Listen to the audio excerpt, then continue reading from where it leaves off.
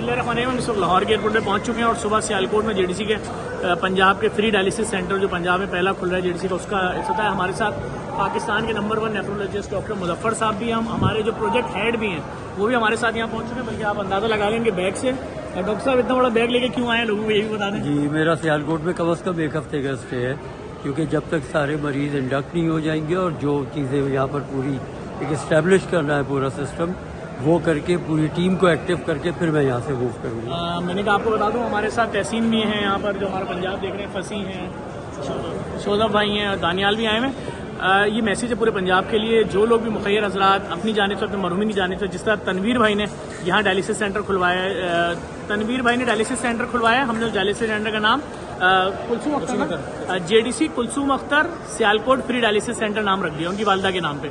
और यहाँ बिल्कुल मुफ्त डायलिसिस होंगे। सियालकोट के जो गुर्दे के मरीज हैं जो अफोर्ड नहीं कर सकते, देखें डायलिसिस तो कौन करा सकता है महीने का 3-3 लाख रुपए का, जब तक जिंदा है आपको हर महीने कराना है। तो हर महीने के लिए 3 लाख रुपए अरेंज करना बड़ा मुश्किल है, 2.5-3 लाख रुपए। तो मैं एक दफ़ा फिर आप तमाम लोगों से पूरे पाकिस्तान में गुजारिश करूँगा, जो लोग इस नेक काम में हमारे साथ जुड़ते जाएंगे, हाथ के हाथ हम खोलते रहेंगे सेंटर।